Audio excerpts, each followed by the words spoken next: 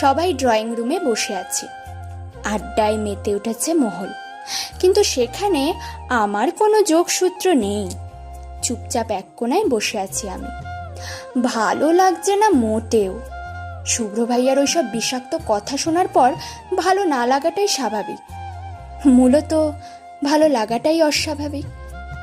শুভ্র ভাইয়া আমার বাম পাশের সোফায় চিত হয়ে শুয়ে ফোনে গেম খেলছেন, আর আমার ডান পাশে বসেছেন মামু। তাই চাইলেও উঠে যেতে পারছি না এখান থেকে।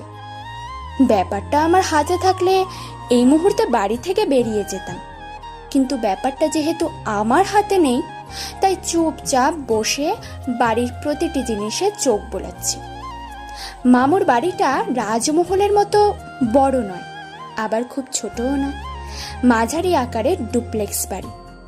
আমার কাছে সবচেয়ে আকর্ষণীয় লেগেছে বাগানটা, বিভিন্ন ধরনের ফুলে ভর্তি। বাড়িতে ঢোকার সময় ছাদের এক কোণে কবুতরের ঝাঁকও চোখে পড়েছে। নিশ্চয়ই ছাদে কবুতরের ঘরও আছে। চোখ দুটো চারিদিকে ঘুরে আবারও আটকে গেল দেয়ালে টাঙানো এই ছবিটাতে, আম্মুর ছবি। হঠাৎ দেখলে মনে হয় আমি হয়তো দাঁড়িয়ে আছি। মুখের হাসিটাও কেমন দুষ্টুমি মাখা। মা নিশ্চয় বেশ দুষ্টু ছিল, হওয়ারই কথা। এখনো মাঝে মাঝে বাবা মার রুমের বাইরে দিয়ে যাওয়ার সময় চোখে পড়ে বাবাকে দেওয়া মায়ের অদ্ভুত সব শাস্তি। কখনো কফিতে লবণ, তো কখনো বাবার পাঞ্জাবিতে জুস। মায়ের ছবিটির দিকে এক দৃষ্টিতে তাকিয়ে আছি। হঠাৎ কোথা থেকে এক মহিলা এসে হাজির, মুখে হাসি। মা ওনাকে চিনতে না পেরে মামুকে জিজ্ঞেস করার সাথে সাথেই মামুর কথাটা কেড়ে নিয়েই নিজেই বলে উঠলেন, আমাকে চিনবেন না আপা, আমি হলাম অভ্রর বড় খালার দেবরের বউয়ের ছোট ভাইয়ের বউ। ওনার পরিচয় শুনে আমার মাথা ঘুরে গেল। ভুরু কুচকে হিসেব মেলানোর চেষ্টা করছি। তাহলে মহিলাটা আমার সম্পর্কে কি হতে পারে? ঠিক তখনই শুভ্র মোবাইলটা পকেটে রেখে সোজা হয়ে বসে বলে উঠলেন, আন্টি, পরিচয়টা একটু শর্টকাট হয়ে গেল না? নো প্রবলেম, আমি বলে দিচ্ছি। অ্যাকচুয়ালি ফুপি, উনি হলেন আমার আর বড় ভাইয়ার বড় খালামণির একমাত্র দেবরের একমাত্র বউয়ের দুইমাত্র ভাইয়ের মধ্যে দ্বিতীয় জনের দুইমাত্র বউ। I mean to say second wife, বড়ই আদরের ওয়াইফ। ঠিক বলেছেন আন্টি? হ্যাঁ হ্যাঁ, একদম।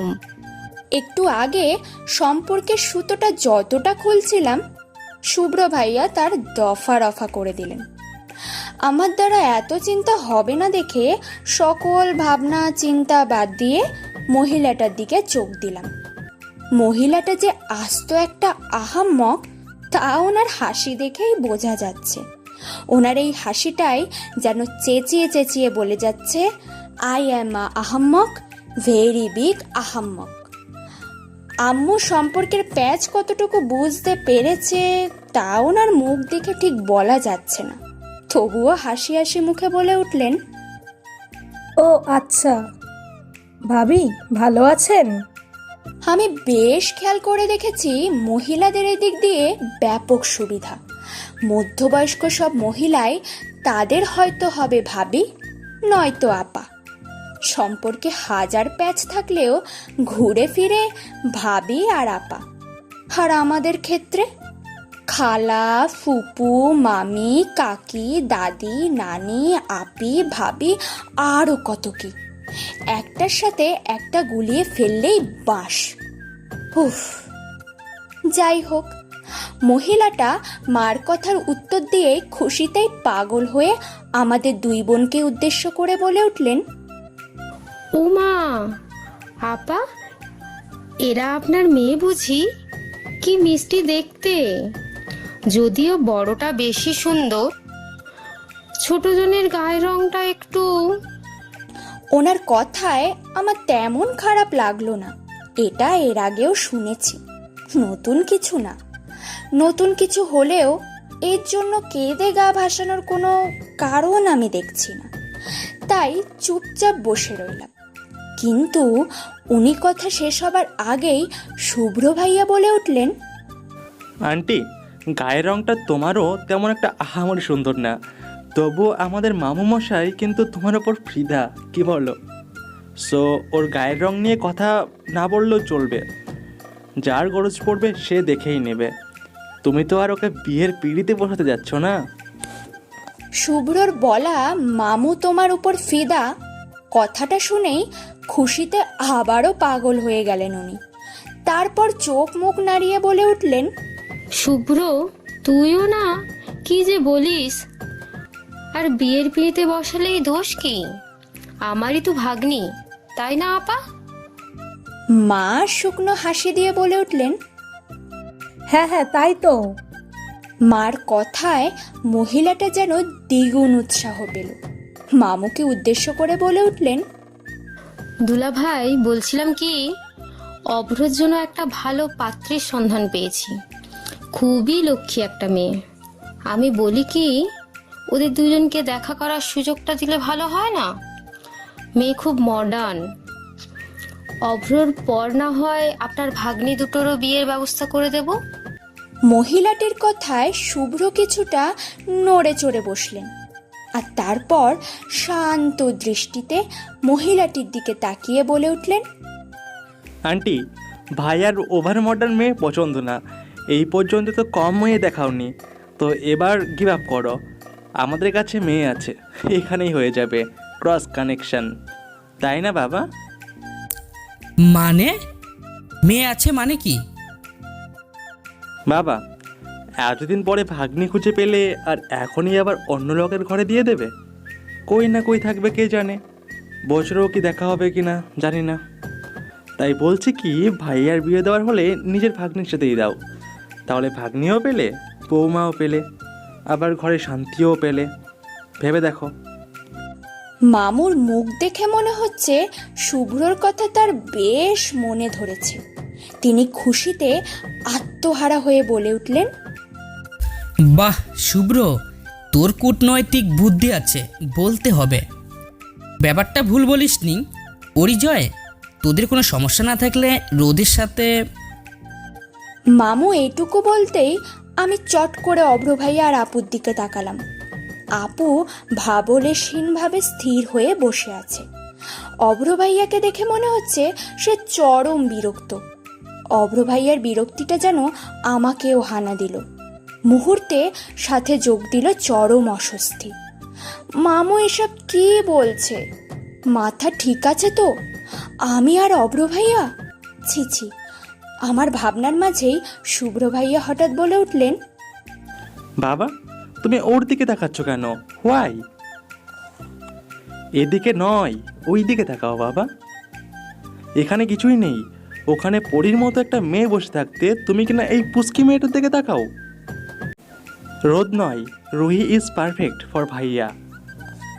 শুভ্র ভাইয়ার কথায় কাজ হলো বলেই মনে হলো। মামু কিছুক্ষণ শুভ্রর দিকে নীরব দৃষ্টিতে তাকিয়ে থেকেই বললেন, ওকে, ঠিক আছে, আমরা এ নিয়ে পরে কথা বলবো। তার আগে না হয় রুহি আর অব্র নিজেদের মধ্যে কথা সেরে নিক। পরিচয়, তোদের কোনো প্রবলেম নেই তো? আমার মাদের আমার ঘরে দিতে আপত্তি নেই তো? অনেক তো থাকলাম আপনজনদের ছাড়া, এখন না হয়। আমি যেন এতক্ষণে হাফ ছেড়ে বাঁচলাম। মামু তো আমায় ভয় পাইয়েই দিয়েছিল। শুভ্রর এই কাজের জন্য তাকে হালকা ক্ষমা করা যেতেই পারে।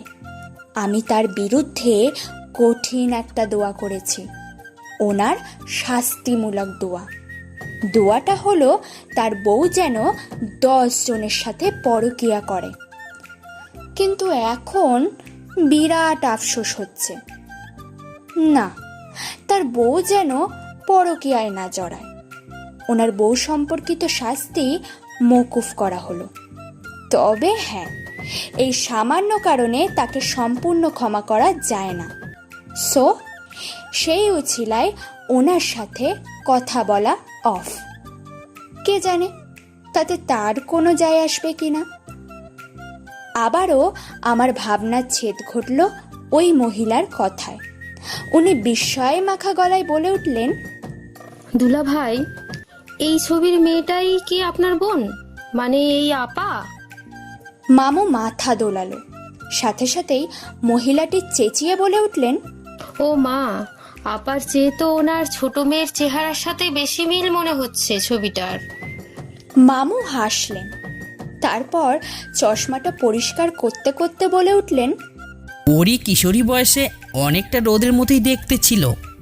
জানিস ওরি, ছোট্টবেলায় তোর ছবি দেখে শুভ্র রোজ বলতো, বাবা ফুপ্পি কি কিউট। ফুপ্পির যদি ফুপ্পির মতো দেখতে কোনো মেয়ে থাকে তাহলে আমি তাকে তুলে এনে বিয়ে করব। মামুর কথায় শুভ্র ভাইয়া বিষম খেলেন। আমার দিকে একবার আর চোখে তাকিয়েই জোরপূর্বক একটা হাসি দিয়ে ফোনের বাহানা দেখিয়ে উপরে চলে গেলেন। ওনার ফর্সা গালে লজ্জাগুলো স্পষ্ট আকার ধারণ করেছিল। বাহ, এই খাটাসেরও তাহলে লজ্জা আছে। এই গল্পের পরবর্তী পর্বগুলো দেখার জন্য আমাদের পিকুর ডায়েরি চ্যানেলটি সাবস্ক্রাইব করে পাশে থাকবেন। ধন্যবাদ সবাইকে ভিডিওটি শেষ পর্যন্ত দেখার জন্য।